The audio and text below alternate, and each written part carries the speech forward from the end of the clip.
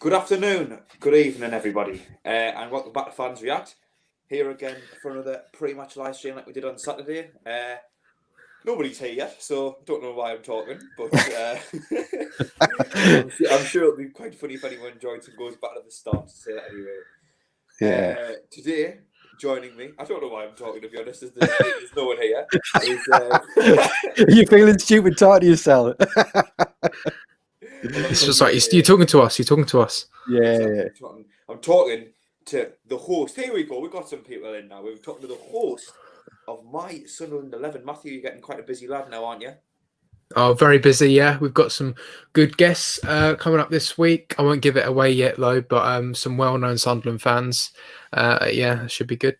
You've got a diary like a red boy, haven't you? And of course, yep, the founder of the channel, Matt Tweets on Twitter.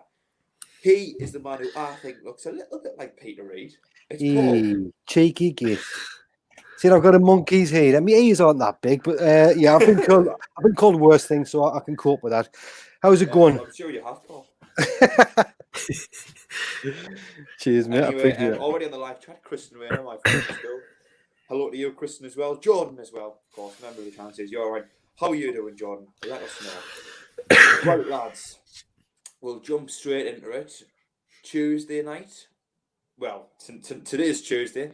What I meant to say was Saturday. 3-0, Wycomania, White Patrick. Charlie Wyke 3, AFC Wimbledon 0. Or rather the other way around, we were playing away. But, Matthew, we'll start with you. Just initial thoughts on that. On Charlie Wyke hat-trick. On the game, on Charlie Wyke's hat-trick. Jesus. Whatever you want. All right, so this is what I think. Where do I start with this? Right, so I thought we started well. Scored in like the 7th minute, I think, or something like that. Yeah, it was good link-up play between O'Brien and Wyke for the first goal.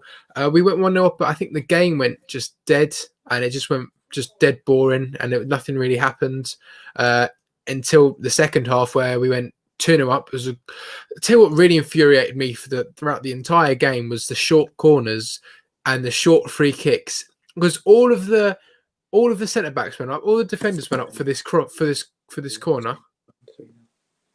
Yeah, I'm talking about during the game. This annoyed me a little bit.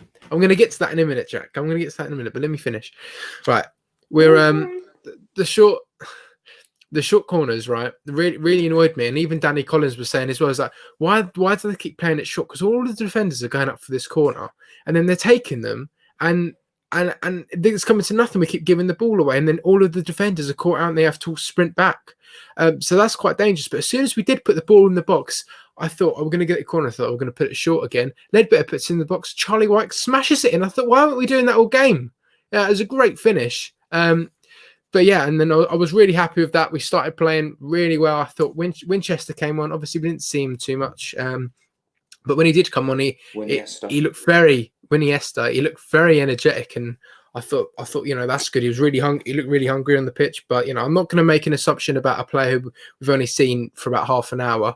But yeah, and then obviously Wyke. He's got no pace, but it's a great ball by Scow, and it's the Pomo. What does it stand for? Like position of maximum opportunity or something like that? I don't know. I'm not too sure.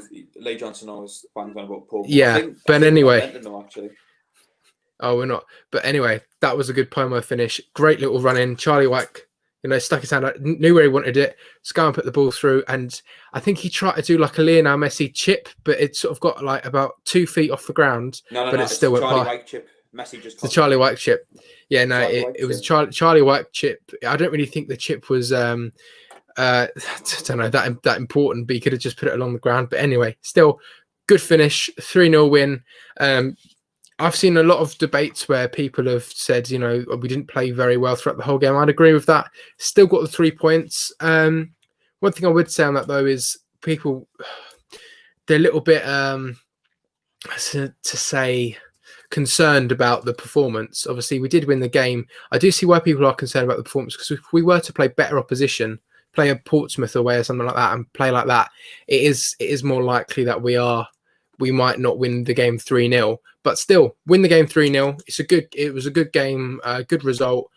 Great hat trick by Charlie Wyke. I never thought I'd see the day, but here we are, and yeah, hopefully we can win tonight. Well, I was gloating personally after White's hat quiz. I'd just been banging on all week about how if you get chances to White will score, and the reason he hasn't scored many goals this season is he hasn't got many chances. He goes and scores 3. I was absolutely over the moon. I am someone as well who kind of agrees with the idea that we actually didn't really do much the entire game, and yeah, we won 3-0. But let's not forget that we didn't really do anything for 86 minutes. Or about 80 minutes, however long it's been between the first and second goal. I'm not going to get too down about it, but I just think it needs to be pointed out. And I thought Dino on SAFC Fan TV was exactly right when he was saying that he kind of thought, let's not get too ahead of ourselves because we didn't really do much for the game, and it was disingenuous to say that we were great all game. Anyway, quickly on the live chat before we go to Paul, Dan Humphrey, even you 3 legends, even to you, Dan, you are a legend as well. Geordie boy, Jordan, I'm doing okay, lads. Getting the Brews ready for the game. Got to hear Clayton Edwards, hello to you. Chris Scott, hello to you. Again, Clayton Edwards, I always thought he was good behind the striker, like a centre forward or role or target man. Yeah, that's something that I would kind of agree with as well. Anyway, Paul, Saturday gone. Your assessment of it? Yeah, I think most people will agree, to be honest with you. The performance overall was very poor. I found it boring and frustrating most of the time. Charlie White getting 3 goals. Nobody really expected it. Well, I didn't expect it, but fantastic. And at the end of the day, the result is the most important thing. If we get 1-0 wins off bouncing off people's backsides, own goals, at the end of it, if you get 3 points, that is the main thing. At the same time, you're not going to ride your luck that long. So if you do play that poorly every game, then you're not going to win every game. Clear. That's simple. But like you say, I can't be disappointed with it. If he hadn't scored them 3 goals, he would have gotten like a 3 or 4 out of 10 for me. Charlie White, very poor. I would have given the man of the match to Jordan Willis, but because he got the 3 goals, which is, like you say, I'm not complaining. He did what he had to do. He's a striker. We've complained for ages that he's not getting the goals. Now he's getting the goals. You've got to pat him on the back and be happy for the lad, and hopefully that continues. So yeah, for me, over the moon, mate. And if the same thing happens tonight, I'll be over the moon again. So yeah, I mean, I think Plymouth, not the best opposition with being a home game as well. Hopefully, we can look for more of the same. On the live chat, AJJ, of course, was commenting loads. Friend of the channel says, miserable night, boys. Hope the lads shine bright tonight. Yes, exactly. Brings a bit of positivity in the city. Sean Middleton is in the live chat. Joanne Punchin's little friend. Sean Middleton. Don't do it. TV panelist and reporter. I'm sure he'll love what I've just said there. Fury SFC, evening to you as well. David Algar. Hello, lads. 3 more points. Hopefully that's what's going to happen. Sean saying it looks bad in the middle after a few people have been commenting. Sean, I wonder how you heard about that. Might have been 12-year-old Charlie.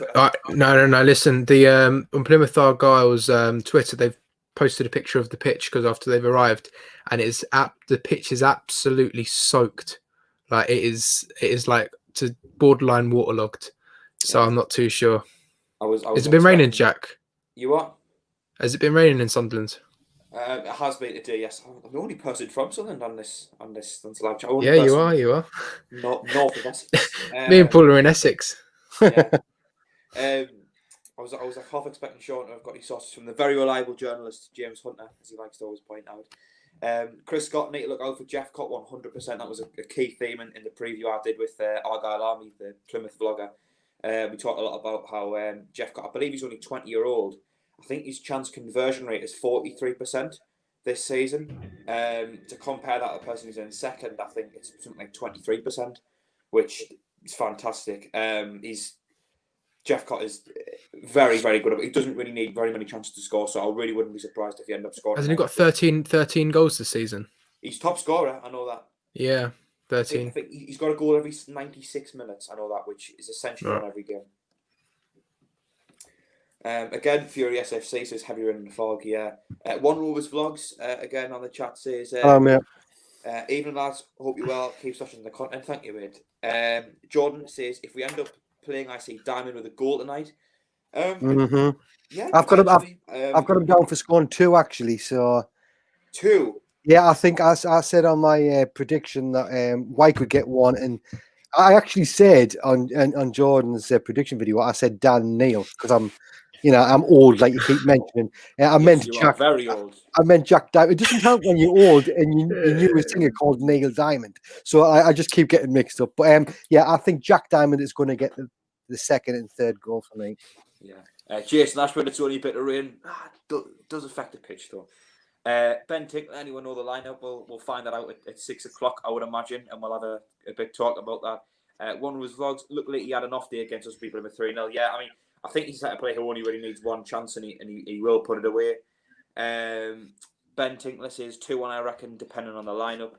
I guess we can get into predictions. So I know you'll have done yours for Jordan, Paul. I did forget to send Jordan my video, unfortunately, but I think I said on my preview, I believe I went with 2-1, but Paul, we'll start with you.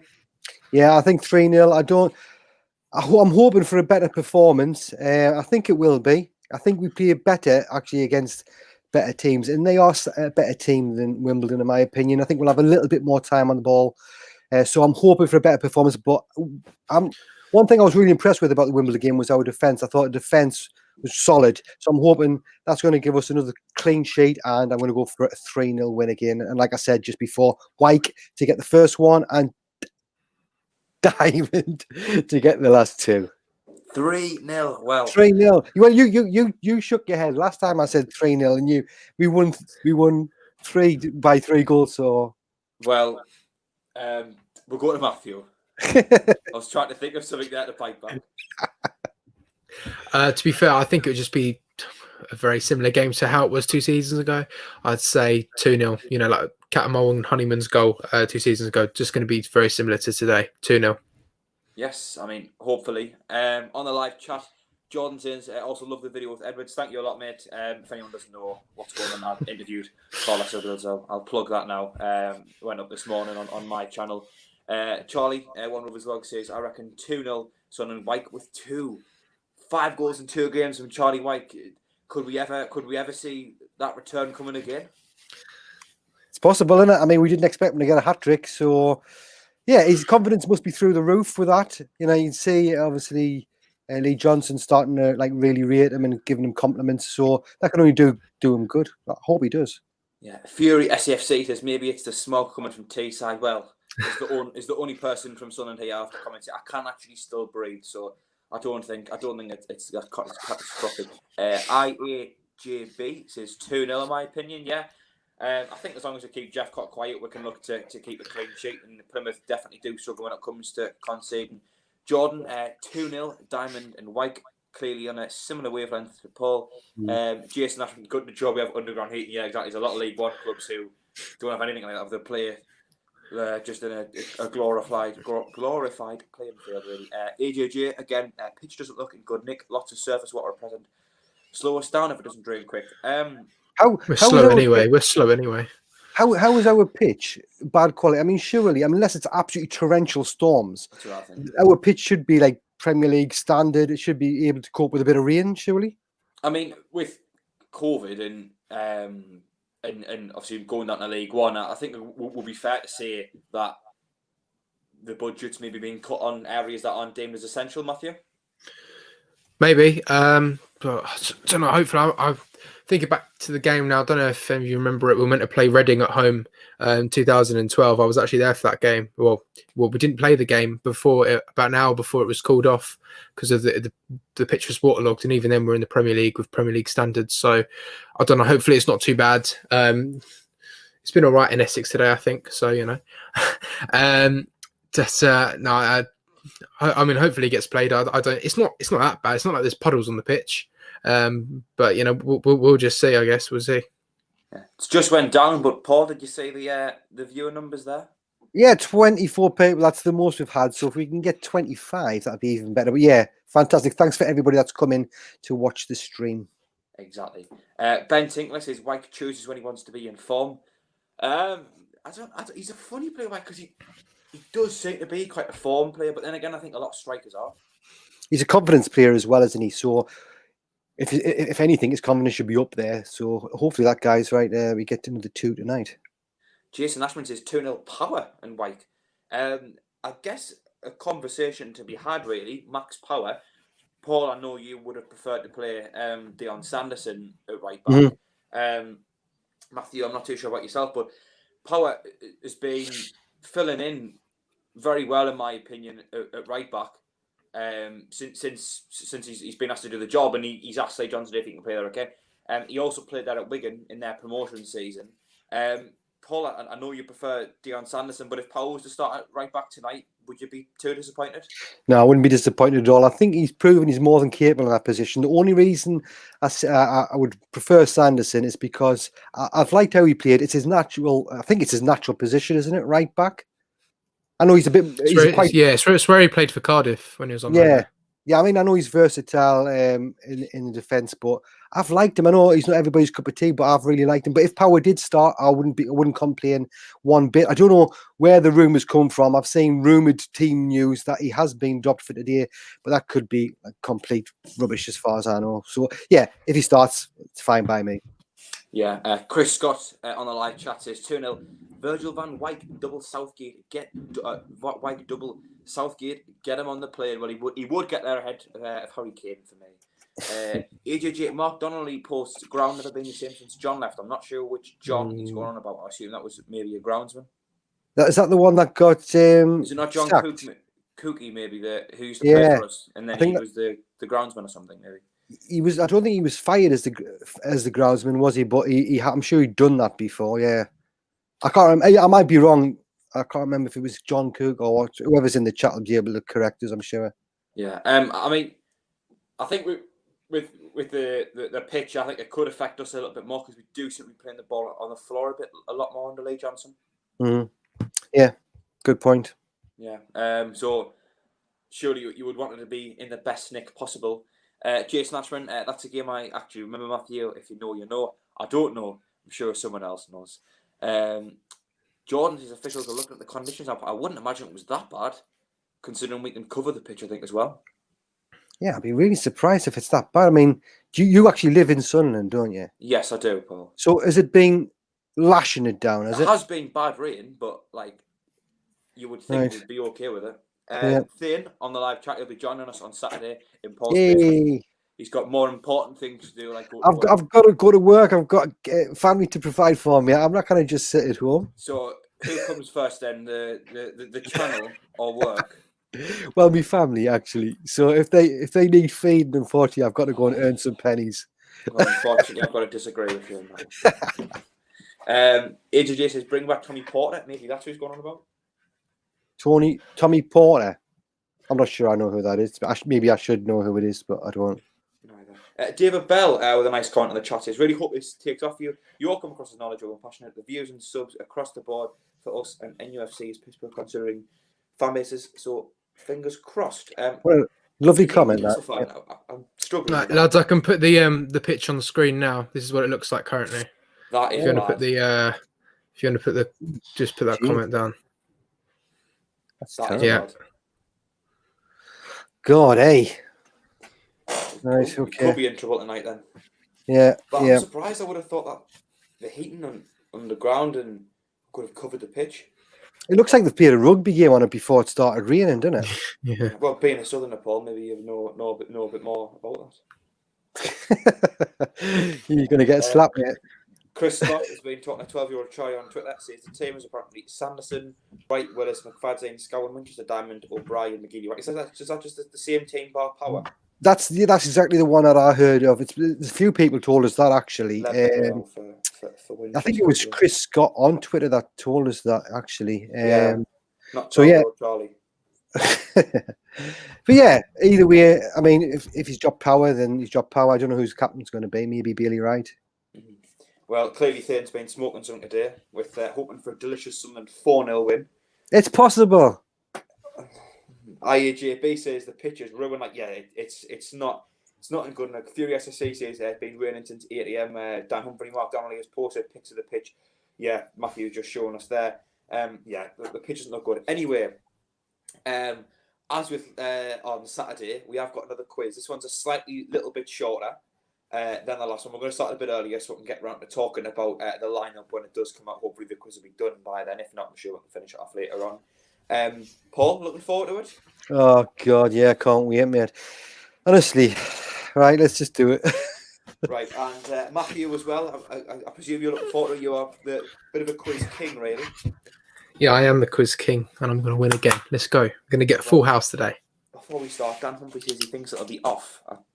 I'd be very surprised. Anyway, feel free to have your contributions in the live chat as well for the quiz. Of course, try and put them in after the lads have already given their answer, and then Paul can't copy, or Matthew can't copy either as well. If you're really quick, you can email SAFCFANSREACT@gmail.com with the answer.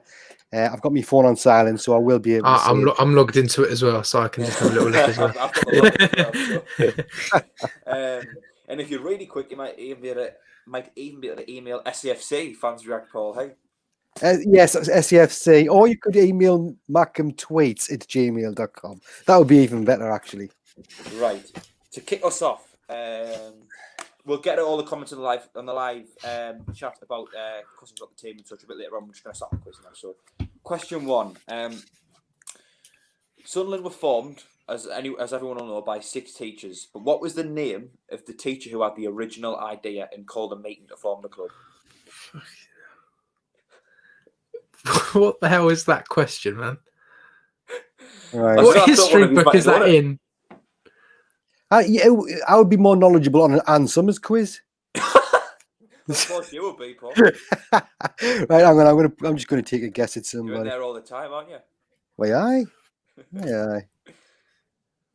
I might have spelt this wrong. In fact, I know for a fact I have.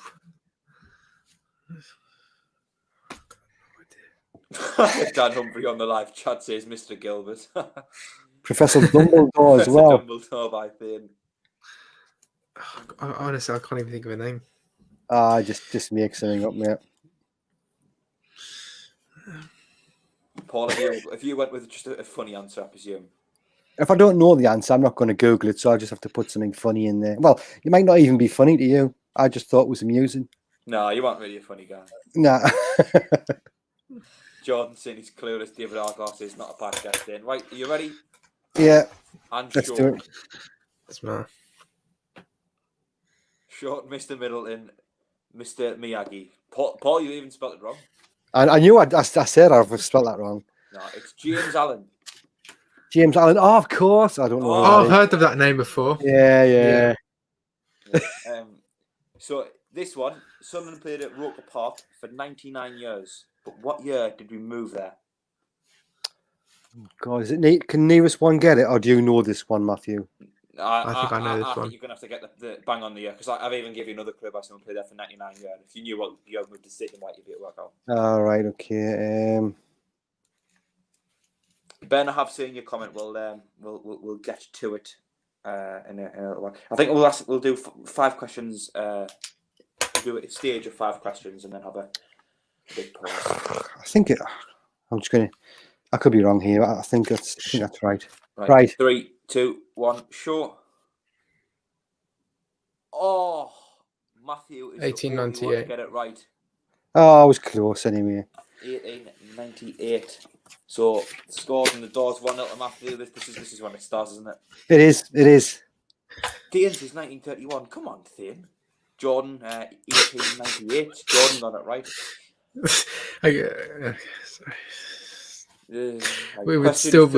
We'd still be at Roker Park. Exactly.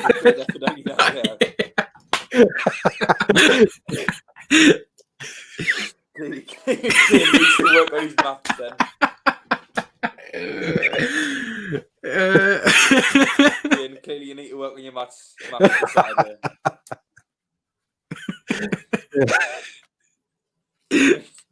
If we're ready for question 3, which club did Lee Burge make his first team debut for in the professional game?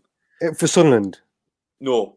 I said, which club did he make his first professional debut for? First team professional debut. Which a minute against. Yes, to the youth then. Wait a second out. 4 or against? No, we played 4. 4. Oh, okay. That's what right. I asked you against. Come on. I know. That's what I thought. Jesus. I've got my answer. Jason Ashton says players out on the pitch kicking the ball around apparently lads. I think I could be wrong. Right, we'll go for it. Matthew, yeah, and sure. Hey, Oh, whoa! right. Excellent. So, And I 2-1 didn't to say Matthew. that one on the chat either. So, here's a question. Current Sunderland player George Dobson played for a team outside of the UK. Which team was it? Oh, Used to play for them. no, I can't remember what they're called. Jordan says he lost 2-1 to Cardiff on his debut. I'm very surprised that someone knows that. But yeah, Dan Humphrey, Ben Tinkler, VSL Up Thane, all said it was called. Right, sorry, could you just repeat that last question? So, current Sunderland player George Dobson used to play for a team outside of the UK. What team was it? God. This isn't a trick question like a club in Ireland or something. I remember he played in like the Netherlands or something, didn't he? Well, that's up to you. No looking at the live chat. I'm on banners, so I'm getting ready to start type the starting 11. You are a banner. Rams I'm not going to even put an answer down because I can't even guess that one. You don't know this one? No. I'm surprised. Yeah. I can see the comments in the chat. Obviously, that's probably right, but I don't know. Yeah, you're not cheating like Matthew. Matthew, you got the answer? Yeah. Well, Paul's given up. Which Rotterdam? I don't know. I thought there's only one Rotterdam. Fine. I don't know. I just know it was something Rotterdam. You're not getting the point. No, there's Sparta Rotterdam, which is of course the club that he did play for, but then there's also the club that we've got links with. Feyenoord Rotterdam, I think that's Feyenoord. Oh, I thought they just called Feyenoord. Didn't know they're called Feyenoord Rotterdam. No, Feyenoord Rotterdam. So before we have a little break and we'll go back on the live chat for a few moments. Oh, Paul, 23 viewers. There we go. Which club did former Sunderland player Jermaine Defoe make his first team debut for? The look on your face.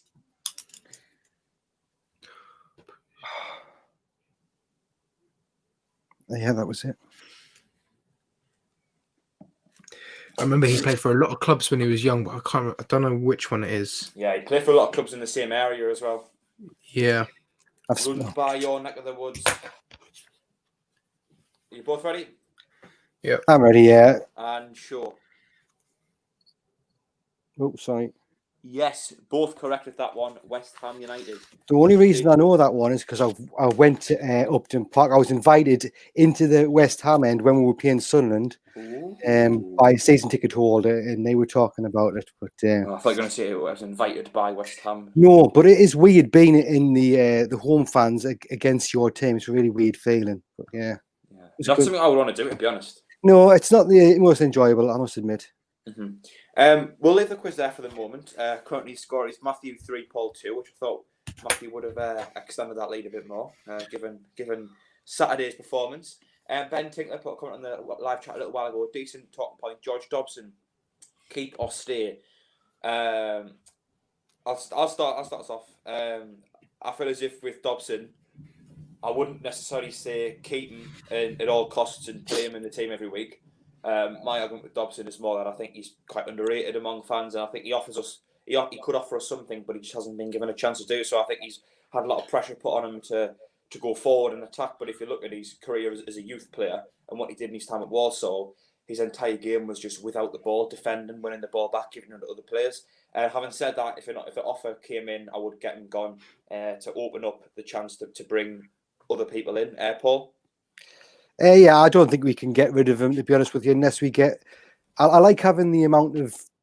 The squad size for me is just about right. It gives us a good amount of cover for all areas. So unless we replaced him with somebody, I would keep him. If we obviously get somebody better, or we can use his wages for somebody else that is better, then go for it. But I wouldn't get rid of him just yet. Matthew?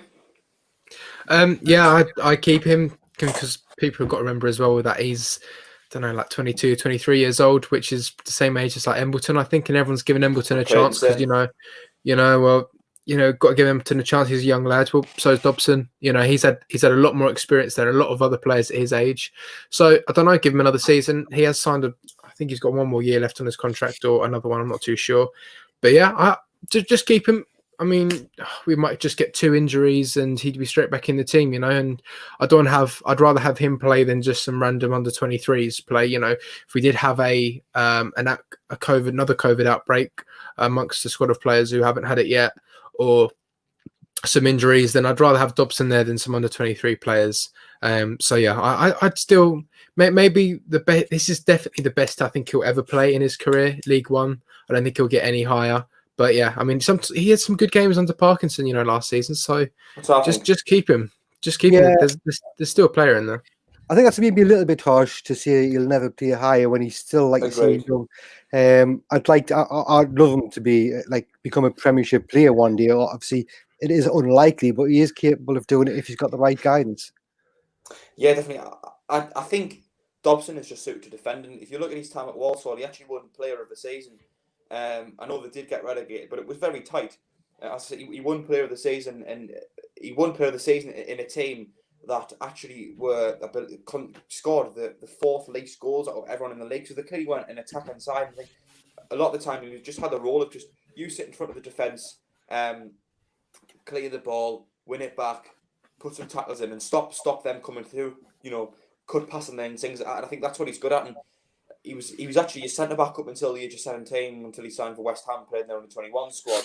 I think it's clear that his role is suited to defend, and I just think there's been a bit too much pressure on him to go forward and create, and that's when you start to see him getting dispossessed and making wayward passes and not creating anything. Thane won't be joining us on Saturday anymore, as he says Dobson out, League 2 player. Jordan says, 1 question wrong this time round. Well done, Jordan. You're better than these 2. Dan Humphrey, Embo can go. Well, Dan, you can leave the live stream. Jason Ashman, this is more exciting than the game.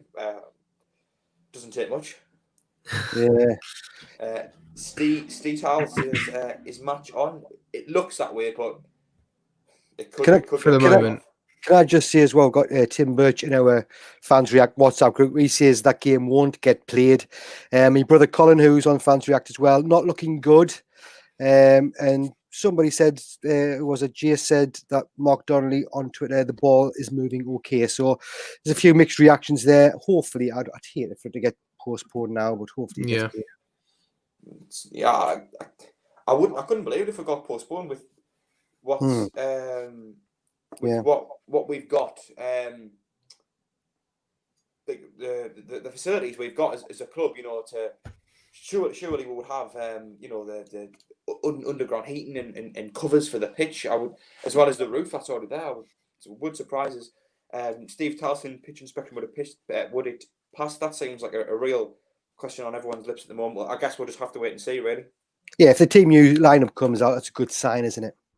Yeah, Thane is saying Dobson would be better as a centre back. That's where he started his career, but not midfield, not good enough in my opinion. I think it depends on the midfield you play. I mean, lads, I'll pass this around to you after, but I think if you have him just behind 2 players who can go forward and create and carry the ball into the final third, I think he'd be fine. But a lot of times he's played next to Max Power, a player who doesn't really tend to do a lot in terms of the final third. So Dobson's had the pressure of going forward. That's how I see it. I just think he's not suited to doing that. Yeah, he's not really. I think he would. I agree with him. He would probably be better as a centre back. He's more defensive minded. I have seen him play attacking football once, and he did it really well. But the majority of the time, he's not the best at it. Yeah, I think with that we'll get back onto the quiz. Trying to figure out what the best way. There we go. So question 6, or rather question 1 of round 2. Score currently: Matthew 3, Paul 2. No surprise to see Matthew in the lead. Lyndon Gooch has played for USA's under 20s and their first team. Which other country did he represent at under 18s level?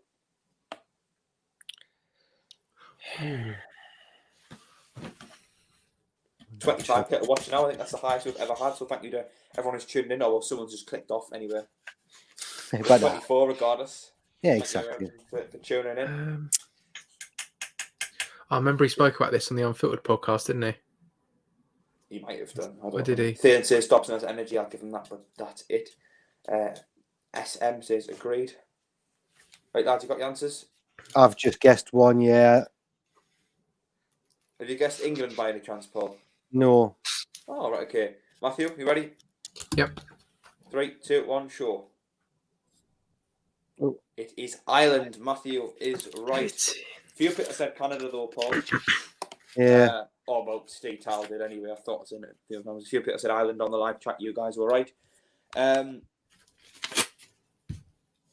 Which player who played in goal for Sunderland holds the record for the most appearances?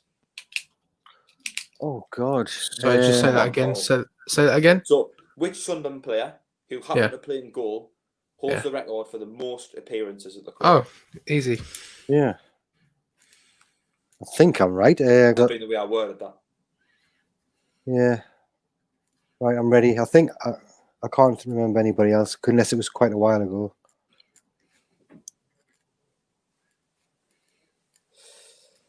It's not Lake Camp. I think I've spelled his name right. It's both ready and show. Oh God, Jimmy Montgomery. Paul. Yeah. Damn, son. Oh well.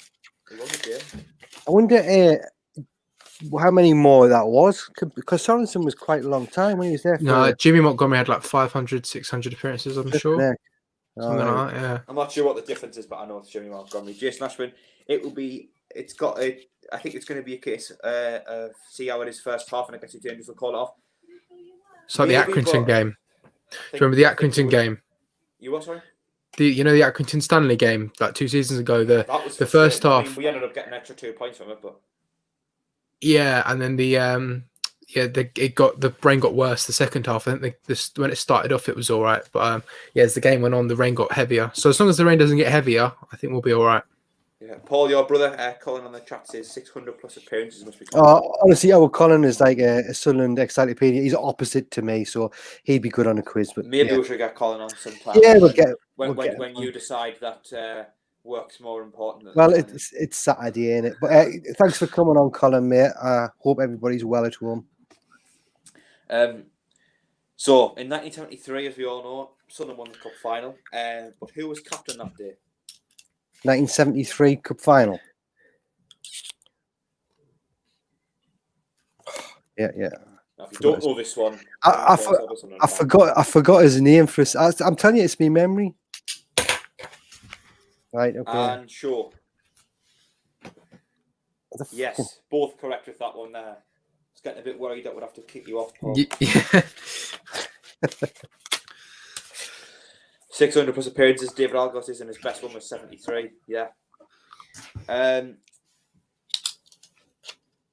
So Josh Madger, before his time at Sunderland, played for 3 different academies in England. Name them. 3 different academies in England. You want to name all 3? What we'll do is, if neither of you get all 3, we'll go with whoever gets closest. So before Sunderland, before his time at Sunderland, played for 3 different youth teams. Colin Roberts says, anytime, great. Gerard, thank you, mate. SM says, I knew it. A few people said, Bobby Carr. Is Joanne Punching not here? She isn't, unfortunately. Man. Thought she would have been. She might pop up all of a sudden. She likes the live chat, so we'll know about it if she is. Sure. Trace Nashman, as long as the players can swim, it's going to be all right. Fair enough. Both ready, lads? I'm just guessing. I'm sure a couple of them were down south. I'll go with that. Yeah. And Matthew? Yeah. And Shaw. So Paul says Man City, Spurs, Fulham. Paul, you got 2 right, and Matthew has only got 1 right. The 3. So Paul gets the point for that one. The 3 clubs were Crystal Palace, Fulham, and Man City. Crystal Palace. I knew there was another one. I did know it. Jordan, I don't know if you're cheating there, but Jordan seems to always get the questions right.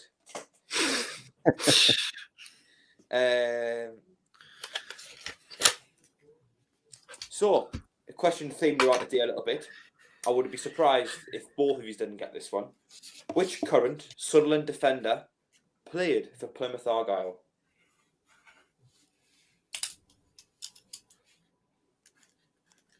Come on, Paul.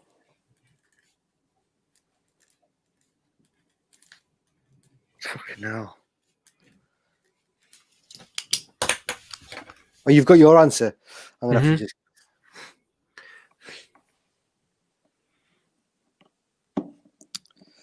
We'll go with this one. It's the last club he played for before Sunderland. Yeah. It doesn't help us, but thanks. Right. 3, 2, 1, short. No, Paul. It is Callum McFadzean. Played for them last season. Got promoted with them. All right. Do we Cheers. know if they won the league? Did they win the league? No, they didn't. Went up in second, I think. Although I did think Flanagan did play for Plymouth. I know his last club was Burton, but I don't know if he did play for Plymouth. I'm not too sure. Nah, I don't think so, mate. Even if it was, it wasn't education. It was just a guess. So. with you on all of these. It's Plymouth third. Yeah, I think we went to automatic, and I think third goes up automatic in League Two. And we may as well bang out the last 5 questions. We will have time before the lineups come out. So this is a bit of a weird one. This, I'll be surprised if anyone got this, but I found it out in the week, and I thought, why not chuck it in? It's quite a funny one. So Max Power. Once feared he was named after the alter ego of a fictional cartoon character from the town of Springfield. But who was it? Right. I know which cartoon it is, but Max Power. It's the character's alter ego. Right. I can't remember his character's alter ego. Yeah. In an episode called "The Character's Name to the Max." Right. I'm taking a guess. I mean, I would be surprised if anyone knew this. Matthew, you ready? Really? I'm sure. Yeah. It was none of them. It was Homer. All right. In an episode called "Homer to the Max." Now, I've never watched The Simpsons. Of but course. It's quite funny. He calls himself Max Power. He names himself after a hairdryer, didn't he? That's the one. Does he? Yeah. I don't know. He does, yeah. I should have known Jordan that. always seems to get them as soon as I've said the answer. Well done, Jordan. Jason Ashwin, anyone remember Tranmere's pitch? Yes, we used that. We lads there that night. I was. No. 1-0 win away last season at Tranmere. The pitch was absolutely horrendous. There was sand all over and everything. So, question 12. Excluding caretaker managers, which is the manager with the lowest win percentage since Roy Keane? Since Roy Keane. Jordan even knows the episode. Season 10, episode 13.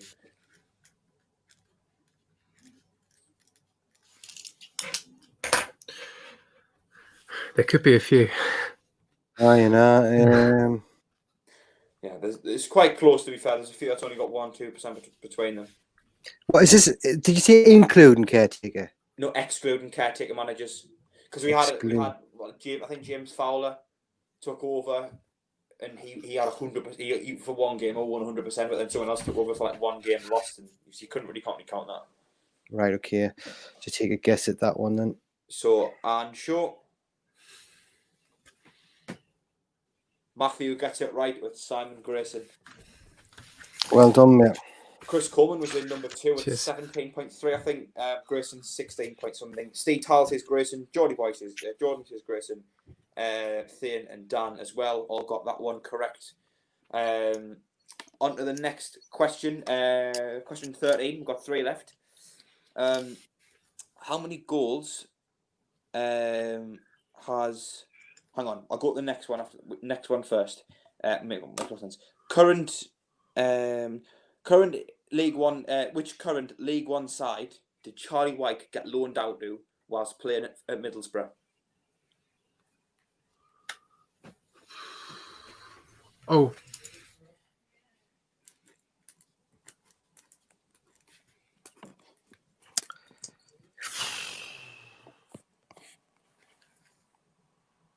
I'm just going to have to take a guess. Right. Both ready, yeah? Yeah. And sure.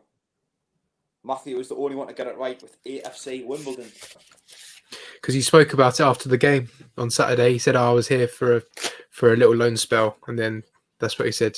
So that's how I know. Cool. So, one of the players who Paul put in his My Sunderland 11 was Mickey Gray. But which club did he get loaned out to whilst at Sunderland? Whilst at Sunderland?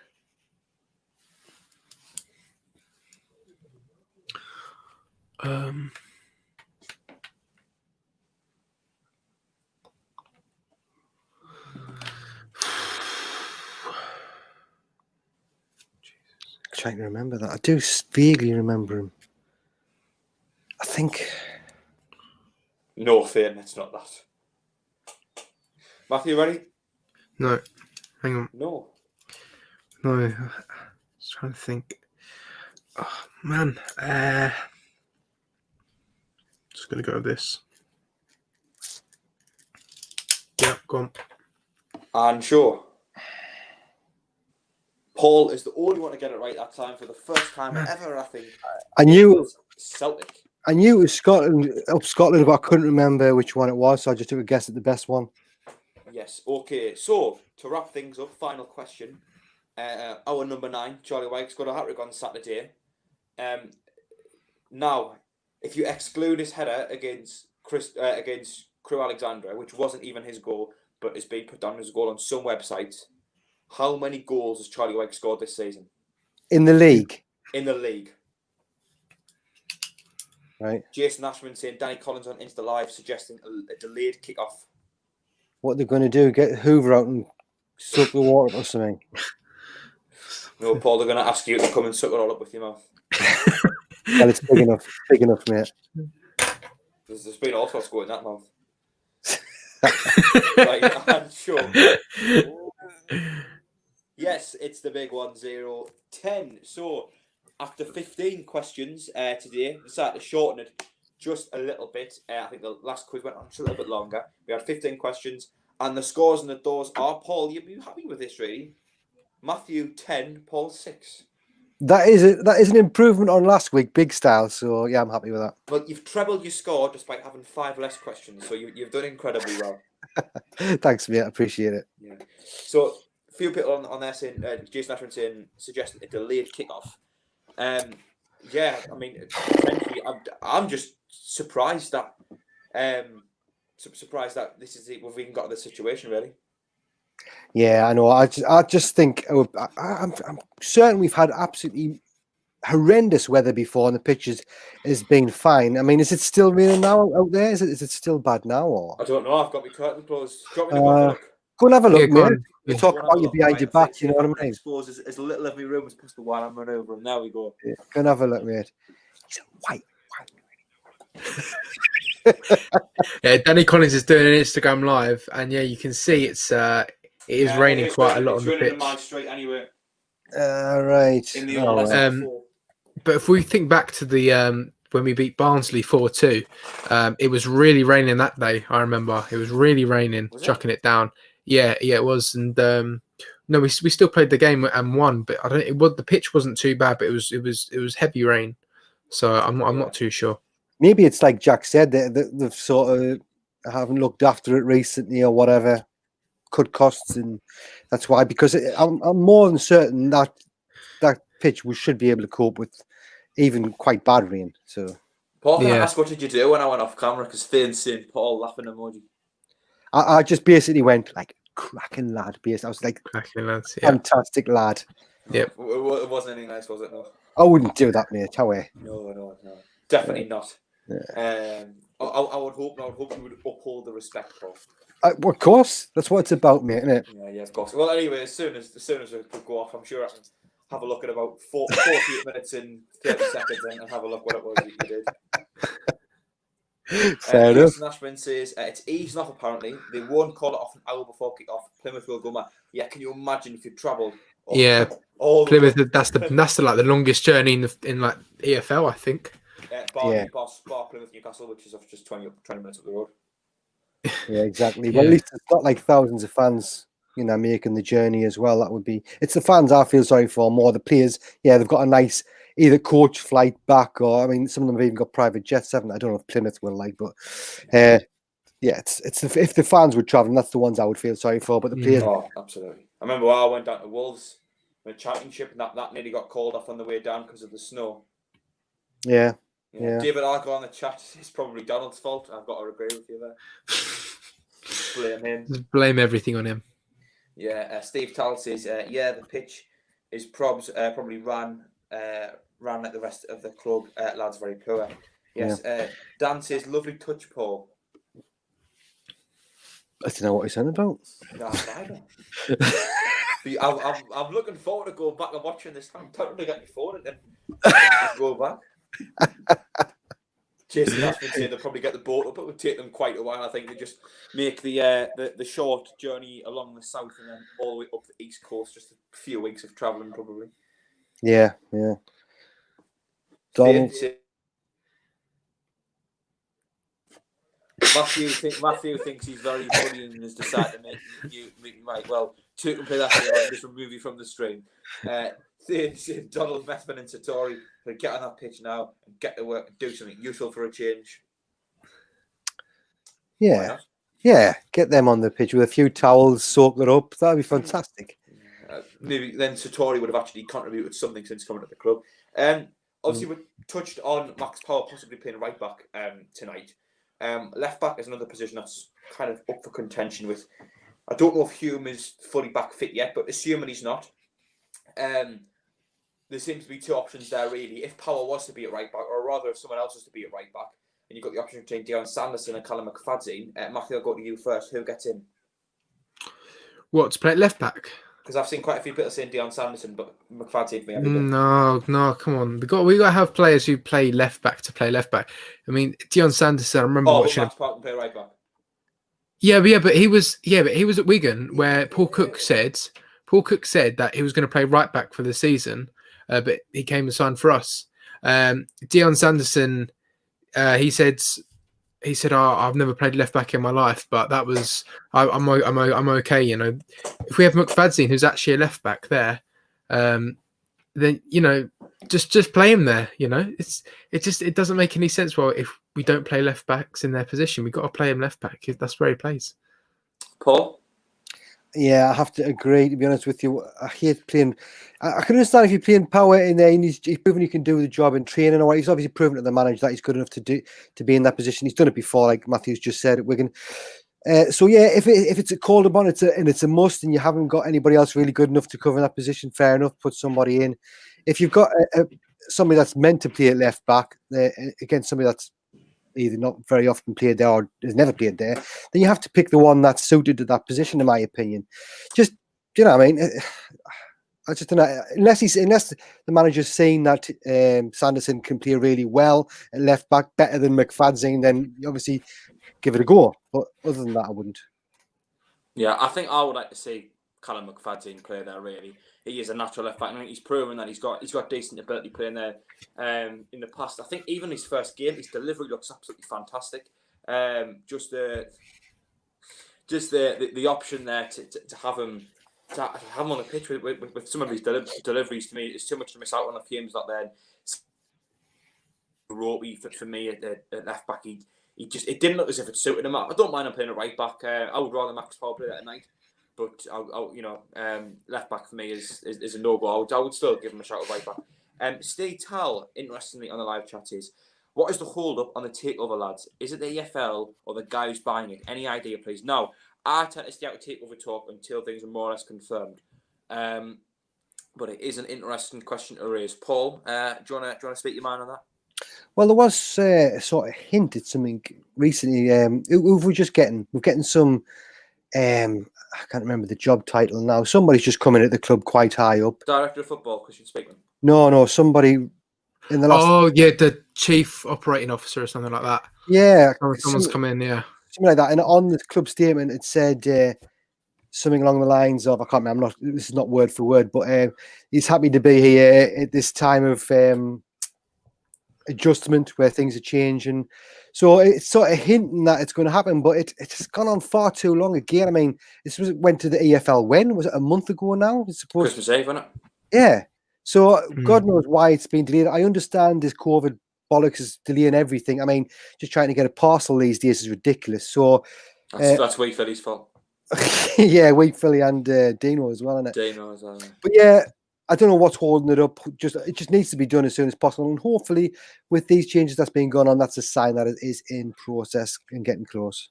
Yeah. Just quickly before I go, Matthew, on the live chat, Bradley Barrett says, you lot tin pot state of your pitch is a joke. Thank you for watching, mate. Matthew, what is your opinion on the takeover? Are the EFL slowing us down? Well, Oh, Steve Davison's his name. Yeah. Yeah. Well, I don't know because the club were forced to comment, right? I think they wanted to comment when the EFL approved it, and then the whole takeover happened, and they could take a picture with KLD, you know, holding the Sunderland scarf up in the air and whatever, it all been done.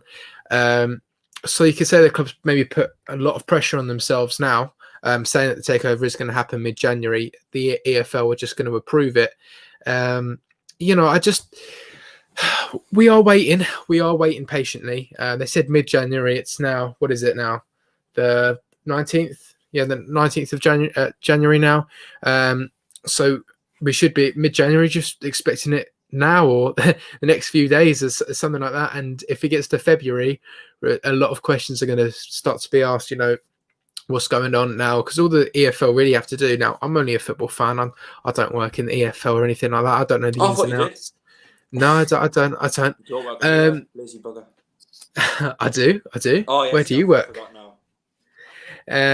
Yeah, no. So done about 2 shifts, haven't you, Matthew? Top grafter though. Yeah. Cheers. Yeah, no. So I don't know what the EFL have to really do is say, yeah, okay, they're legit, and let's just sign a few of these papers and off you go. You know, there's your club. If it works like that, then you know, it would have been done by now, but maybe there's a bit more to it. As long as it happens, it's just as long as it happens now. Yeah, I don't know if they have anything to do with our signings this month. You know, because the old regime is still signing players. You know, signing Winchester. If we're going to sign another player, it'll be down to the old regime bringing them in. I'm not too sure how it's going to work. But yeah, with the new managing officer, the Saint says there, I'm not too sure.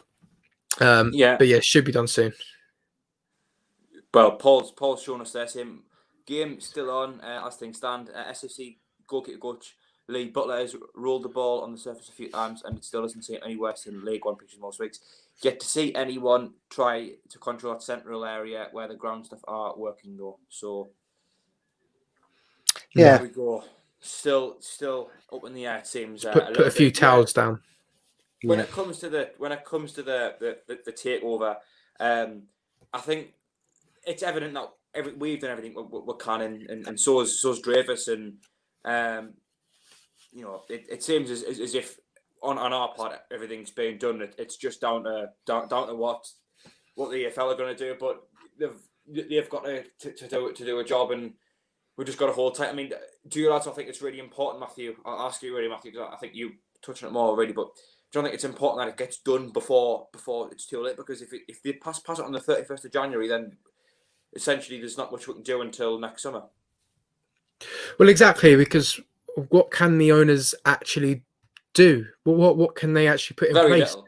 This is the only time. This is the only month where they can actually do something in January. Bring in the players. You know, we have the director of football now. We've brought in a lot of people who are going to work in the club, who are going to run it really. And I think all Dreyfus is going to do is just sort of pump the money in. But you know, just hiring the right people now to make sure that money goes to the right things. To say, I think they could still do a little bit from January onwards, the end of January onwards, because, you know, there's things like the academy that they need to maintain, the staff at the club, just everything really. There's so much more to Sunderland than what goes on the pitch, although that is the most important thing that they need to be in charge of. But yeah, it is really important that they get this takeover done now, so they can do the most of what they can do, because their options will be very limited if the takeover's passed at the end of the month. Yeah, well, back on the live chat, Jason Nashman says the referee looks certain played. He's come back out. AJJ saying play the game Wednesday, but Plymouth have come all the way up, all the way down, back up again with COVID rules. Is that right? You know, I don't think it should. What day is it? What, he's on about playing it tomorrow? Tomorrow, he's saying. I think, yeah. Well, I suppose you could do. I mean, the Plymouth. Well, all the players would have to just stay in a hotel or something like that. But it's not really good for anybody, is it? I don't know. If they're going to postpone it, they might as well just reset it for a different day completely. Like yeah, definitely. Yeah, I can't see them having to. I can't see them being allowed to stay in a hotel. I don't know what the rules will be on that, and of course you're going to struggle to just book like 30 people or whatever into a hotel in one night. Steve Towell saying rain still forecasted all day Wednesday. I mean, surely, doesn't matter what the forecast is, 99% of the time we can get the game on. Surely today the club's made a mistake by not putting the cover on the pitch, because I swear we've got a cover for the pitch. Gotta be, mate. I know we're in League One, but we've got a fantastic stadium facilities that surely we should be able to cope with some heavy rain. Come on, it doesn't make sense. There's something's not right somewhere. Either they haven't looked after, like you say, they haven't put the covers on, or the pitch was in a poor state before it started raining. I don't know what's caused it, but it shouldn't be happening to a Premier League stadium like that. Yeah. I think Matthew looks as if he's making the banner. Yeah. Keep talking. Dan's just left a comment there. I'll leave that on until you're finished, Matthew. Saying, and I'm not sure if this is right, but Burge, Willis, Wright, White, O'Brien, Sanderson, Diamond, McFadden, Winchester, McGeady. So to me, that looks like Sanderson's coming at right back, Wright and Willis are centre backs, McFadden left back, Winchester, Holden probably. I'm trying to see trying to see what formation. With maybe Diamond, McGeady, O'Brien just behind Wyke. I'm not entirely sure. Matthew, I'll wait until you put it on.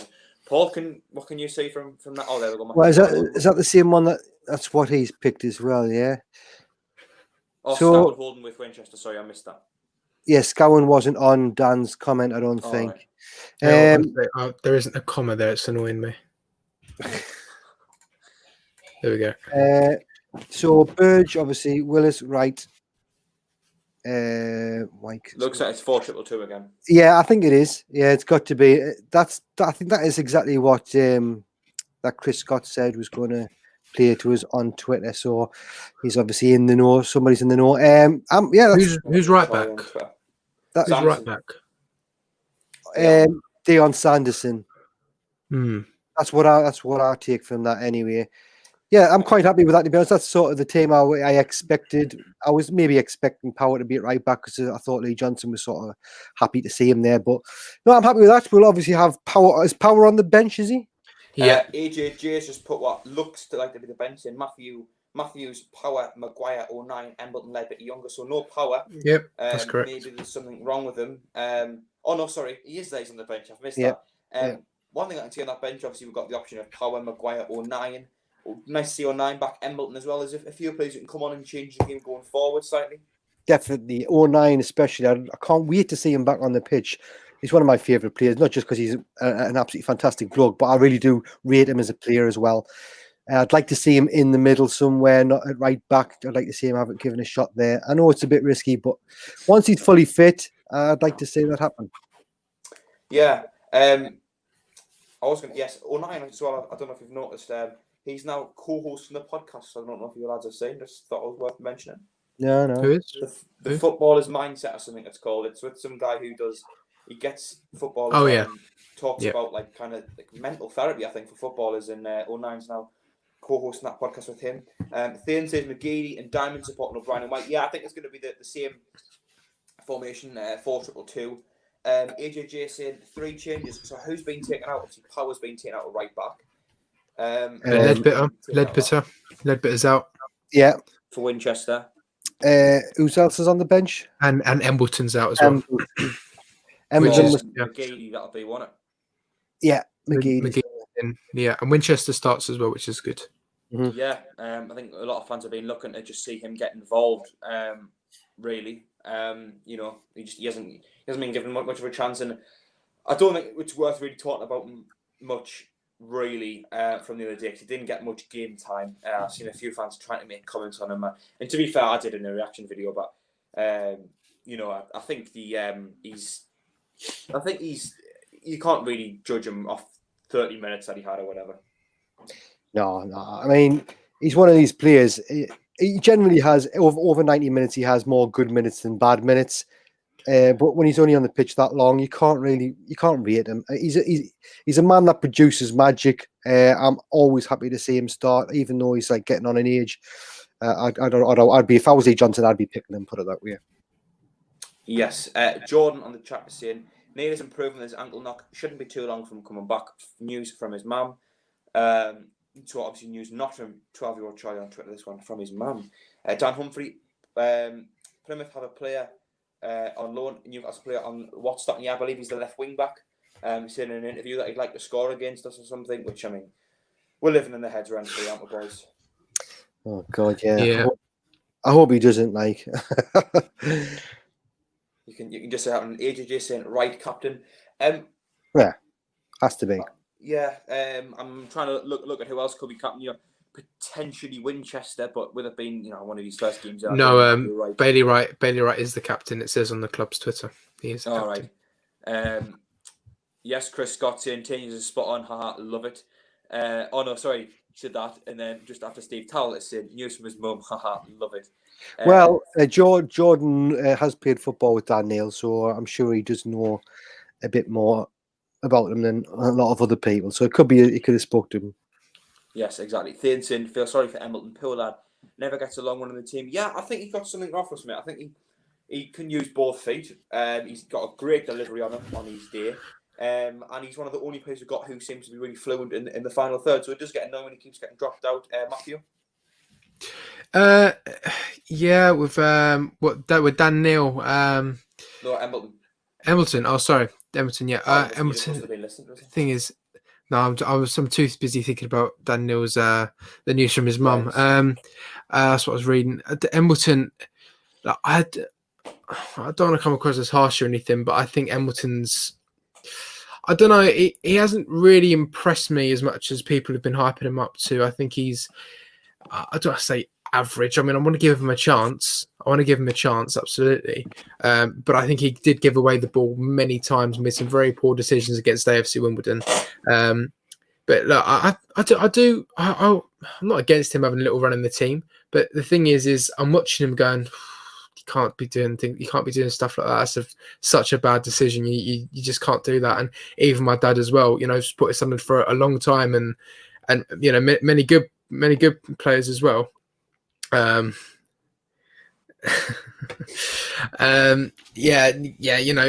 Many good players but back in the day, and just you watch Embleton and think, yeah, that's a poor decision. They can't be doing stuff like that. So I think Embleton's got a lot to learn, and I think Gooch as well, when he first came into the team, he was very similar in the way that you could just tell that it was a bit inexperienced and he needed a bit more games. So maybe more games would do Embleton the world of good.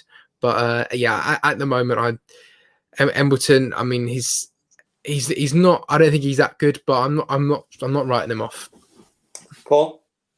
Yeah, I agree with Matthew. I've said loads of times I like to see the younger players coming through and being given a chance, especially in this league. But I think he has been a little bit too inconsistent for me as well. Sometimes he will look really, really good, and other times he looks really bad. So hopefully today has one of them good days. No idea though. I don't know. I would still start him. I think he deserves a bit more of a run in the game. So yeah, I'm fine with him starting. Looking at the comments, I think my brother has got like a lag on his internet or something, because some of his comments are from like 15 minutes ago. Yeah. So if you're watching, Colin, we're not ignoring you. It's just no, we are. Paul said he said if that Colin Roberts, we'll just ignore him. He's my brother. He does me head in. Yeah. So I was right at the 40-odd minutes. Go and check the 40-odd minutes. I was right. You were right at 40-odd minutes? Yeah, when you went to go and check out the window to see if it was raining. Yeah. I'm still interested to see exactly what it was you were doing. Ledbetter getting taken out the team. I know it's to meet away for Winchester, but is that deserved really, considering he's been, at least in my opinion, one of our most consistent performers so far this season? Really, yeah, Matthew. Who's this again? The Embleton. Ledbetter. Oh, sorry. You're losing me here because I'm too busy thinking about what Paul did when you got off. Ledbetter. Oh man. Ledbetter, yeah, I think they don't want to stick him on that pitch. I mean, Ledbetter's slow enough, he's good with the ball at his feet. More of a player to play it on the ground. This is not going to be a game where we're going to play the ball on the ground, So, and again, it's like he's not the fastest player in the world, and the pitch is going to only slow them down. So I don't think it's the right game for Ledbetter today on a heavy pitch like that. So the team's probably a tactical change, because usually after a 3-0 win, you'd expect to see maybe an unchanged team. As they say, don't fix something that isn't broken. But with this team, it does look like it's a tactical proactive decision to choose this. So I'm not too disappointed with Ledbetter out the team. Again, he is 35 years old now. So, I mean, I don't think he's going to be starting every Saturday, Tuesday game. But yeah, so I'm sure he'll be back in on Saturday. So I don't think there's anything people need to worry about. Yeah, at his age, he's about you'll be old enough to be his dad, Paul, do you think? Well, if I had a child when I was 9, yeah. Well, you're from Washington. So. Crazy things have happened. You're right. You got it there. Apologies to anyone listening from Washington. I mean, nothing against you. I haven't even got to come back for that one. But yeah. As for Ledbetter as well, I think Matthew hit the nail on the head there. Everything he said, I totally agreed with. It's going to be a heavy pitch. He's getting on. It's 2 games every single week. It's going to be an ideal game to rest him. And if we need him at half time, can bring him on. I think if we're winning by a couple of goals, bring him on in the 60, 70th minutes. That'd be ideal. Yeah. Just AJJ putting out their team. Cooper, Watts, he'd be the left wing back. Simpson, Edwards, Hardy, Mayer, Grant. Grant has got 5 assists so far this season, one of the most creative players in the league. Lewis, Poku, apparently he's a striker who needs putting through on goal. He can't score if he's not putting through on goal. And Jeff Cott up front. Jeff Cott, I expect him to get a goal tonight. If he doesn't, I'll be quite surprised. I think you only really need one chance, and he should put it away. I don't really know anything about many of those players, to be honest, but nice to see it there. Anyway, Jordan said he will play Ledbetter instead of Scowen, but like Matthew said, it's not going to be his game with these conditions. Yeah, potentially. I guess if Ledbetter comes back in Saturday, then it's proven he's just being given a rest. Yeah, I would presume. Thainton McFadzean was slipping a lot against Wimbledon. Christ, he'll not be able to stand. Jordan saying good to see 09 back too. Yeah, one thing I want to ask about 09, assuming he's able to come back into the team today, assuming he's fully fit and around to go, you have the option of putting him in at right back or midfield. Where does he go? Matthew, we'll start with you. Or do you need us to repeat the question again for the 5th time? Okay, go and repeat it again. You're joking? Huh? No, go and repeat it again. 09, midfield or right back if he's fit to play. 09. The thing is, I've always wanted to see him in midfield. Yeah, I think when Parkinson came in, we all thought, he might get a chance at central midfield. But then, he just put him straight at right back, and that was his sort of position. And I think 09 accepted that he was a right wing back. Yeah, I don't know. 09 should come in midfield, because that energy and the creativity and the sort of the pace and speed, that's what we're missing in our midfield. And hopefully Winchester is Matthew looks like 09 from Chris Scott. Thank you very much. You do it, I don't know how, but I'll take it though. We speak very similar, I guess. It could be worse. You could be told you look like Peter Reid. You know what I mean? So yeah. So I don't know. 09. I do definitely. I do definitely want to see 09 in midfield, and I'm going to stop talking now so the abuse stops. Right, Matthew. Does 09 come into the midfield? What? Did I say Matthew there? Yeah. I meant to say Paul. I was going to say, was you not listening to me? The man that never makes a mistake. Oh, dear me. Luke 09 in midfield, definitely, mate. Definitely. I've said for ages I want to see him in that position. He's played that position before with other clubs as well. So yeah, I think he'd definitely be energetic. He is attack minded. And he's got a bit of quality on the ball. He doesn't give it away very often either. So I really would like to see him in the midfield. Yes. Jason Ashburn saying, I might put a bet on the referee slipping at this point. I don't know which betting company offer bets like that, but if you could get in touch, haven't seen like bet like that before. AJJ, Blackpool and Lincoln games off waterlogged pitch. I just can't see how our pitch hasn't got a lot better quality, a lot better budget to work with. Yeah, I think that's what we've all been saying. That I'm a bit gutted that other games are getting postponed as well. I like to just get them so we see where it's a more accurate reflection of where we are in the league. So Yeah, definitely. Just quickly on the live chat, Fans Jackson, Matthew looks like I'm Haggerty, yeah. Well, at least I'm clever. At least I'm clever, and I won at the quiz. So there you go. Yeah, exactly. Well, I didn't even get a chance at the quiz because I'm the quiz master. I tell you what, I'll do a quiz one time, and I'll make sure that Matthew wins as well. Why is that? Well, look at the questions you give me. What? Which club did Michael Gray get loaned out in his time? Well, I got that one right. I got that one. one. A question from a time when you were born as well. What was this? What was the name of the teacher who called the meeting to form the club? Cheeky kid. It was in your christening that day, wasn't it? I was just surprised that it wasn't in your memory. No, I'm forgetting that, mate. Forgetting that. Yeah, what was a while ago, to be fair. Getting all the Alzheimer's kicking in. Thane says, actually, Matthew, Paul's trying to buy Sunderland. Get it. We've got Matthew and Paul. I've got absolutely no idea what you're trying to say. That's what I was trying to say as well. Better than your maths. Actually, Matthew. Paul's tried to buy Sunderland. Get it? We've got Matthew and Paul already. We don't need Matthew Paul. How many beers you had, Thane? Come on. Hey, Jesus. He needs to work on his maths. He needs to work on his grammar, and then he can come on the show Saturday. We might have to look for someone else, unfortunately. Hopefully we can get some little like nicknames and inside jokes running like they do on SAFC Fan TV. You know, Andrew Robbins, the serial online shopper, and stuff. Yeah. Dan Humphreys laughing. Thane, can you please explain to us what you mean? Because no one's got any idea. Mutiny. He said mutiny among the channels. So I think I don't know. I can't even guess. I'm surprised you don't get it. To be honest, come on, it's not as bad as 1931. That's when you were born, wasn't it, Paul? Yeah. I thought it was older than that. You getting yeah. 40 minutes to kick off now. Still had no news. Looks like the game's going ahead. It's got to be on it. If anyone in the live chat has got any updates or anything you want us to talk about, just let us know. But yeah, the game looks as if it's got to be going ahead. William Lead, Matthew, is that your dad? That's my brother.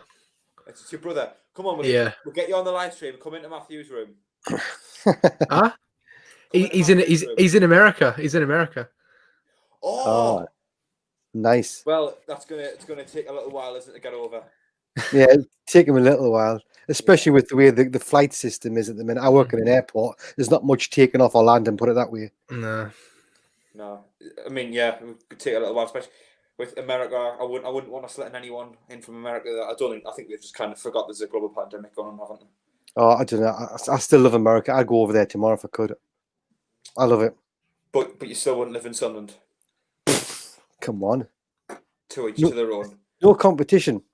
I've been a fair few places in America, and I would live there, mate. Absolutely love it. Well, I'd never want to move out of Sunderland. Dan Humphrey saying, must be a big room. Yes, Matthew's room must stretch all the way over to America. One thing about Matthew's room, though, it gives him a very good background for these videos. It's almost as if it's been made for this. You've had it for years, though. You said you've had it for years, haven't you? Yeah, like 4 or 5 years now. Yeah, 4 or 5 years. Paul just plugging the channel with his background as well. Well, it's got to be done, isn't it? It's the best I can do. You know, I've got to tell you there. I might as well stick something on it. Yeah, exactly. What do you normally have on the telly, Paul? Well, this is my little boy's room, so it's probably usually got like some cartoons on it or something, or some. Right. God only knows what normally's on your telly. Hey? God only knows what normally's on your telly. You're a bit too young to know that, mate. Speaking of backgrounds, the flag hasn't fallen down yet, which is always a positive. Excellent. Just thinking, I'm just to be honest, I'm a bit apprehensive to what we're meant to be doing, but just because of I'm not sure if the game's going ahead or not, but I guess I can ask you that. Surely at this point, 40 minutes before kick off, you can't cancel it. You can delay it at most, Matthew. Well, yeah, no, we can't cancel it. No, the club are still sending tweets out now. It seems like it's going to go ahead. It's fine. I think the players are going to come out and warm up in a minute anyway, so I think we'll be all right for now. Yeah.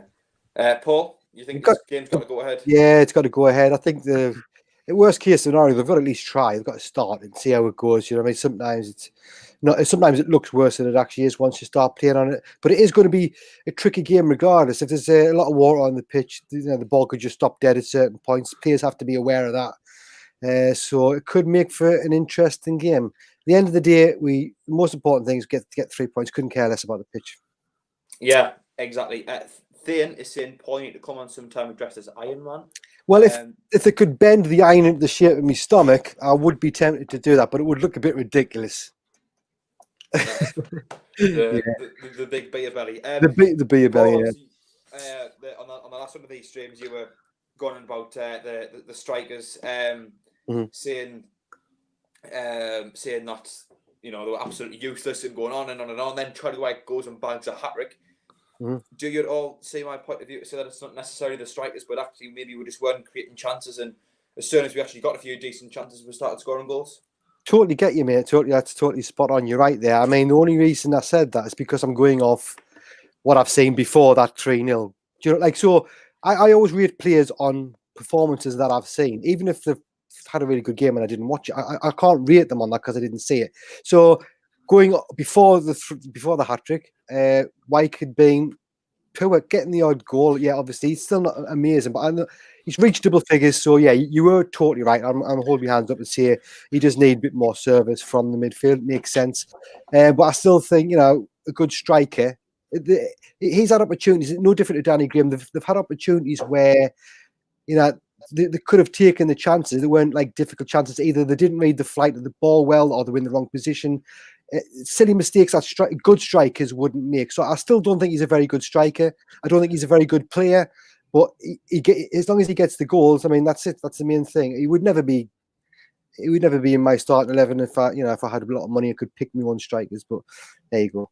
Yeah, I think I've noticed that we changed to the 4-2-2 formation, and what essentially that did from 4-3-3 was we had an extra attacker on the pitch because the three midfielders we were playing.